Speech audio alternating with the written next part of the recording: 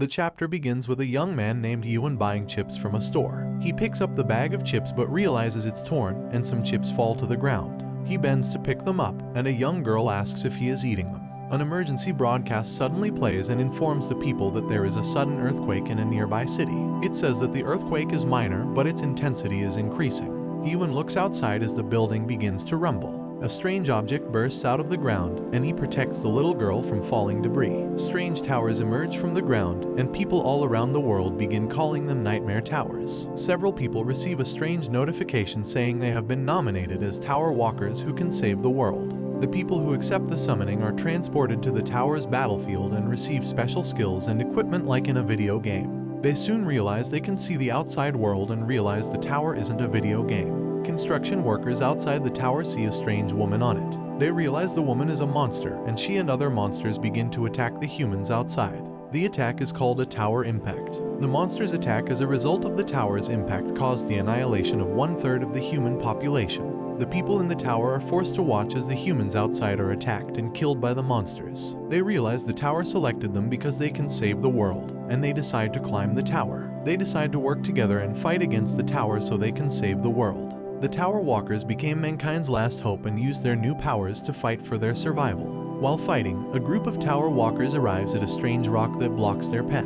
They wonder how to get through, and one of them suggests they break the rock. They begin breaking the rock and eventually find a strange stone. The stone glows, and they see a notification. It informs them that it is a rare stone and it can send the user back in time to the point where he or she was summoned to the tower. It says their memories will remain intact and that the stone can be split and used separately. The group wonders how the stone can send them back in time, and H. Wang, their leader, decides to try it. He suddenly disappears as a bright light flashes, and the others realize he went back in time.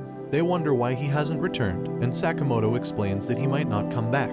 He says that H. Wang definitely went back in time, but the timeline split, so he won't be able to return to them. Sakamoto is a former teacher, and he uses several cosmology theories to explain to others how time travel works. He says H. Wang's going to the past isn't going to change their current situation. Sakamoto says they shouldn't rule out the fact that they can be sent back in time to the same timeline, and says the tower items have never lied about their function. Meanwhile, another tower impact occurs outside the towers, and more humans are killed in the ensuing chaos. The Tower Walkers are forced to make a decision. Either they go back in time with the rare stone, or they remain in the tower and die. Several walkers fight a large monster in the tower, but most of them are slaughtered. The survivors realize there is no hope and decide to use the rare stone to return to the past. A man stands as his comrades return to the past. He kneels as he feels hopeless, and a monster attacks him. A strange man emerges and kills the monster before it can harm the man. Kim asks the man if he is okay, and he says he is alright. His group arrives and realizes that the other Tower Walkers ran away. The man thanks them as he has tears in his eyes. They stand as the walkers who refuse to be influenced by the rare stone, and they decide to fight for the present and not the past. Several Tower Walkers died on the floor. Ewan struggles to breathe as he is under debris. He wonders when everything went wrong. Earlier, a hand falls to the ground as Kim rushes to attack a monster that just severed his teammate's hand. He tries to get its attention, but Ewan jumps behind it. He tries stopping Ewan, but he doesn't listen, and they both attack and kill the monster. The monster falls to the ground, and Ewan meets Kim. They realize none of their teammates died, and the injured members can recuperate if they rest. Their teammates smile and wave at them, and they wave back. A sword appears, and a notification informs them it's a true dragon sword. It says the sword has waited 1,000 days and nights for its owner, and it possesses the power of the sun and moon. Ewan picks up the sword and is happy because it is a good weapon. He says they have hope of reaching the 100th floor because they are on the 85th floor. Ewan says he thought everything was going alright, and he is suddenly on a battlefield on the 98th floor. The floor is called the Room of Flames, and Ewan stands in front of a giant fiery beast. The majority of the group is dead, and their weapons have been melted by the beast's flames. It suddenly hits Ewan and sends him flying into a wall. He says that all the time he and his teammates spent together and all the battles they fought were futile because they were about to face a dog's death. The beast prepares to attack as it gathers fire in its mouth. Ewan sees as Kim jumps on the beast and slashes it several times. He asks Ewan to snap out of it and asks if he wants him to kill the beast by himself.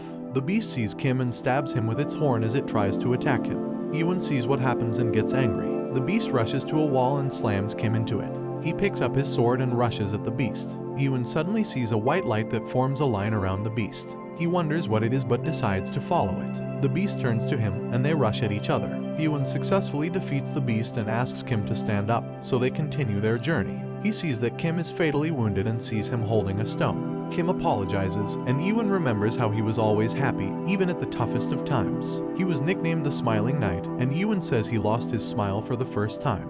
Ewan asks him to use the stone and leave. Kim realizes Ewan didn't notice he was holding a normal rock. He gets up and walks up a flight of stairs. Kim says Ewan is stronger than he imagined and is a good person. He says he knows Ewan will climb to the top of the tower and save the humans. Kim gets to a window and kills himself by jumping down the tower. Ewan continues walking and arrives at a large door. He stands as a leaf touches him and remembers all the time he spent with Kim. He regains his motivation and decides to continue moving. Ewan opens the door and a gust of wind hits him. He looks into the room and is shocked as he wonders why it is an ice field. Ewan pants heavily as he battles a giant ice dragon, and it prepares to attack him. He dodges several attacks and narrowly dodges some ice spikes that land close to him. The ice dragon insults him as it says he is a rat-like bastard, and asks if he has given up. Ewan stands before it, and a gust of cold wind freezes his wrists. He says there's no way he will give up and asks the ice dragon if he's tired of playing with him. The dragon suddenly attacks him, but he dodges and hides. Ewan hides in a cave as the dragon moves around and searches for him. It says they are playing a childish game of hide and seek and continue walking around. Ewan puts a cloth in his mouth and says it's been 10 years since he arrived on the 99th floor. He says he faced numerous dangers on the 98th floor, but those dangers cannot be compared to the ones he is facing on the 99th floor. He pours a potion on his frozen hand and stops himself from screaming. Ewan says the 99th floor boss is a frost dragon named Bellicusis. He says it's difficult to resist the dragon's breath because it pulls in cold air to its limit. He says the dragon mentioned it came to the Forgotten Earth but didn't know what it meant. Ewan says he would be dead if not for the equipment the other tower walkers left behind before they died. Ewan holds the real dragon sword that he got from the 85th floor. He wears the frost-resistant armor that Kim gave him. He also wears the bracelet of the Fire King that Han Soil left behind and remembered her. Soil appears before him and squats, and he apologizes. He remembers their death and says he would have been able to save them if he had been a bit stronger. A blacksmith named Jay gets Ewan's attention as he begins thinking. He asks Ewan if he is going to attempt to beat the 99th floor again, and Ewan says he will. He drinks from his cup, and it says he might be able to make it through. Jay is a blacksmith that stays in a village named Atopos. Atopos is a village that was reclaimed after the boss of the 50th floor, a monster dragon named Altaminas, was defeated. Several tower walkers were killed, but it seemed like a usual occurrence. The tower walkers never lost hope, and the priests created an emergency rescue team who went around rescuing fighters who were unable to fight again. Jay created weapons and gave them to the fighters for free. Ewan says Jay is the last blacksmith in Atopos, but Jay isn't bothered by it. He says he has stopped receiving supplies from the lower floors and that he is running out of ore. Ewan says they had a steady supply of materials, but it suddenly stopped because there were few living humans in the tower. He says there have been 10 tower impacts, and no one has been summoned to the summoning arena for a while. Ewan assumes that all the humans outside the walls are dead.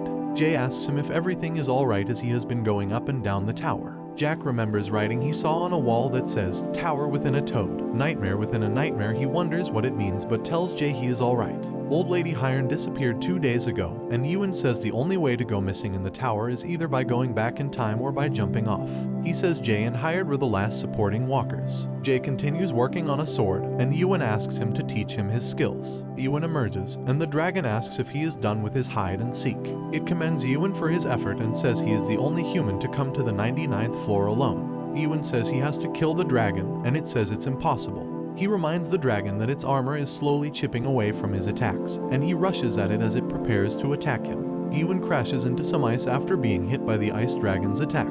The ice dragon says he wants to fight until the end. It says he is withstanding its attacks in an annoying way but says his fate is bitter loneliness. The ice around Ewan begins to form his deceased friends who hold on to him. Ewan says the ice dragon is talkative and breaks out of the ice. He lunges at the dragon, and it says he thinks he's strong, but he's only attacking with a piercing skill. It asks Ewan to give up and says he won't defeat it with that move alone. Ewan talks about how he started tower raids later than other tower walkers. He missed out on things such as hidden skills and hidden classes because of his late start.